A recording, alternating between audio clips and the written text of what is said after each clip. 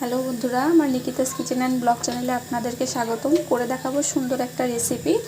এটা হচ্ছে জালি কুমড়া বা আমরা চুনি কুমড়া বলে থাকি। এভাবে আমি লম্বা লম্বা করে কেটে নিয়েছি। আমি কিভাবে তৈরি করছি সেটাই আপনাদের সাথে শেয়ার করব। আজকে আমি চুনি কুমড়াটার তরকারি রেসিপি আপনাদের সঙ্গে শেয়ার করব। অনেক মজাদার হয়। প্রথমেই আমি শুকনা কড়াইয়ে আমি আগে দিয়ে নিচ্ছি। এটাতে যে পানিটা থাকে আমি একটু পানিটা শুকায় নেব কড়াইয়ে, তারপরে আমি এখানে তেল ব্যবহার করব। এখানে অনেকটা পানি টেনে এসেছে। আমি এখন দিয়ে দিব পরিমাণ মতো তেল, যতটুকু লাগে। তারপরে দিয়ে দিব বেশ অনেকটা পেঁয়াজ আর কাঁচামরিচ। তারপরে দিয়ে দিব লবণ আর হলুদ। দিয়ে দিব এখন সামান্য পরিমাণ ঝালের গুঁড়া। এখন আমি এটাকে সুন্দর করে মিক্স করে আমি এটাকে সুন্দর করে কষাবো যতক্ষণ না সব কিছু সেদ্ধ হয়ে আসছে। এখানে আমি একটা মশলা তৈরি করে নিচ্ছি। আদা, রসুন আর সরিষা পেস্ট করে নিব।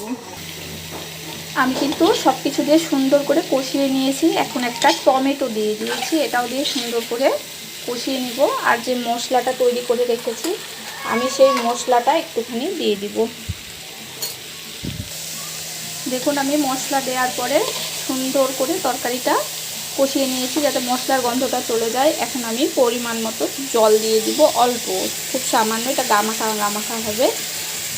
আমি কিন্তু একসাথে দুইটা তরকারি তৈরি করছি। আবার এই পাশে আমার আছে ছোটো মেয়ের জন্য ট্যাংরা মাছ দিয়ে ঝোল করছি। আলুটা কষানো হয়ে গিয়েছে, ছোটো মেয়ের তরকারিতেও আমি একটু জল দিয়ে দিচ্ছি।